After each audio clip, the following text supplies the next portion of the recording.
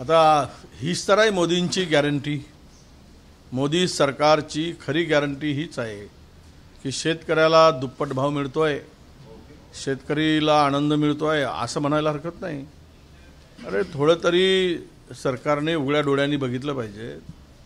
राज्य सरकार म्हणून या सरकारची भूमिका काय आहे ही स्पष्ट झाली पाहिजे। कांदा उत्पादकांच्या संदर्भात फटाके वाजवलेत की आम्ही निर्यात बंदी उठवली आणि अजूनही काही त्यावर कारवाई झाली नाही। सोयाबीनला आत्ता जो दर मिळतो आहे तो 2014 मध्ये जे काही दर मिळत होता 13 मध्ये काँग्रेसची गव्हर्नमेंट होती केंद्रामध्ये, त्यापेक्षा कमी दर आता सोयाबीनला मिळतो आहे 10 वर्षानंतर। कापसाची खरेदी सीसीआय इतक्या अटी जाचक लावल्या आहेत की अनेक शेतकऱ्याचा कापूस रिजेक्ट केला जातो, खरेदी होत नाही आहे। आजही कापूस शेतकऱ्यांच्या घरात पडून आहे। मार्केटमध्ये विकायला गेलं तर कापसाला अत्यंत कमी दर मिळतो आहे। त्यामुळे कापूस उत्पादक शेतकऱ्यांचा आता 900 रुपये ते 1200 रुपये प्रति क्विंटल तोटा प्रति क्विंटल हा शेतकऱ्यांचा होतो आहे। सोयाबीनचा शेतकरी तर उद्ध्वस्तच झाला आहे आणि अशा परिस्थितीमध्ये गारपीट झाली। गारपिटीमुळे शेतकरी आणि अवेळी पावसामुळे रब्बी पिकावर प्रचंड नुकसान झालं। त्याची अजून नुकसान भरपाई मिळाली नाही। प्रोत्साहनपर शेतकऱ्यांना रेग्युलर कर्ज भरणाऱ्यांना 50,000 रुपये देण्याची घोषणा केली, तेही पैसे मिळाले नाही।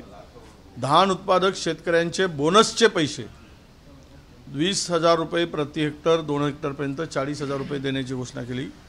त्यातला फुटी कवडीसुद्धा या सरकारने अद्यापर्यंत शेतकऱ्यांना दिलेलं नाही। दुसरं पीक रब्बीचं शेतकऱ्यांचं धानाचं पीक सुरू झालं, त्याला कशाही प्रकारची मदत मिळाली नाही। जे धान खरेदी केलेत त्या मार्केटिंग फेडरेशनच्या माध्यमातून किंवा TDCच्या माध्यमातून या धान शेतकऱ्यांचे चुकारे किंवा नगदी जे पैसे असतात ते सुद्धा पैसे आज मार्च महिन्याच्या जवळ आलो आम्ही आणि खरेदी झाली नोव्हेंबरपासून, त्या शेतकऱ्याचे पैसे अजूनपर्यंत दिले गेलेले नाहीत। म्हणजे शेतकऱ्यांच्या स्वतःच्या हक्काचे पैसे सुद्धा देण्यासाठी या सरकारच्या तिजोरीत पैसे नाही आणि शेतकऱ्याकडे असा हा बघण्याचा यांचा दृष्टिकोन आहे। त्यामुळे महाराष्ट्र हे देशातील सर्वाधिक शेतकऱ्यांच्या आत्महत्या करणारं राज्य म्हणून आता या महाराष्ट्राची ओळख या नालायक राज्यकर्त्यांनी करून ठेवली आहे। यासाठी मला एवढंच म्हणायचं की हे अधिवेशनामध्ये जरी अंतरिम बजेटचे अधिवेशन असलं तरी हे 5 दिवस अधिवेशन चालणार आहे। या 5 दिवसाच्या अधिवेशनामध्ये जे बजेट येईल त्यावर चर्चा होणार आहे। सत्ताधारी आणि विरोधक यांचे प्रस्ताव असणार। आम्ही तर आमचा प्रस्ताव शेतकऱ्यांना केंद्रित करूनच ठरवून देणार आहोत। एक पहिल्यांदा सांगायची गरज नाही, पण आमचा फोकस असणार आहे। परंतु माझी सरकारला विनंती आहे की तुम्ही हे शेतकऱ्याचे देणे असलेले ते द्या आणि CCIचे केंद्रांमध्ये जे जाचक अटी लावलेल्या आहेत त्या अटीमुळे शेतकऱ्याचा कापूस CCI घेत नाही, केंद्रावर खरेदी होत नाही, ते कमी करा आणि नव्यानं अधिकचे केंद्र घोषित केले आहेत। उपमुख्यमंत्री देवेंद्रजींनी आम्ही अधिकचे सेंटर वाढवू म्हटलं आहे, पण एकही सेंटर अद्याप वाढलेला नाही आणि या संदर्भात दोन्ही उपमुख्यमंत्र्यांनी आणि मुख्यमंत्र्यांनी लक्ष देण्याची गरज आहे, नाहीतर शेतकरी यांना माफ करणार नाही।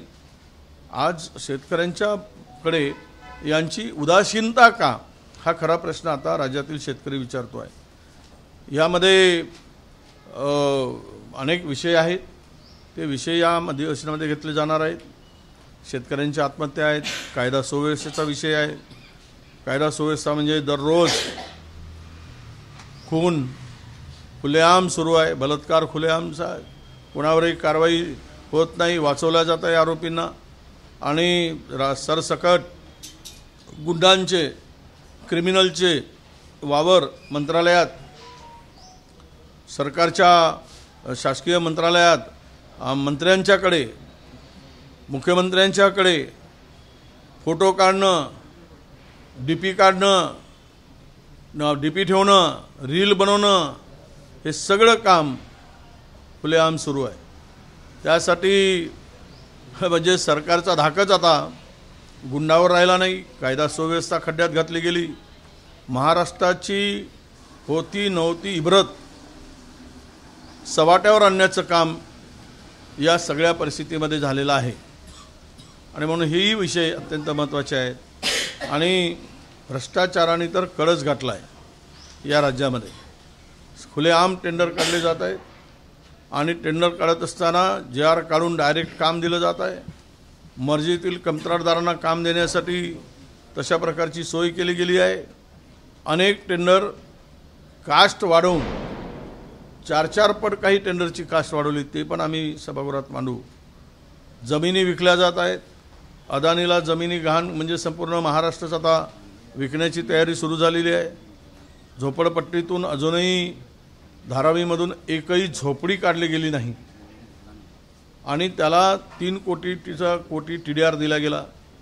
आता या 3 कोटी TDR मधूनच ते पैसे उभे करणार, तेच पैसे पुनर्वसनासाठी वापरणार.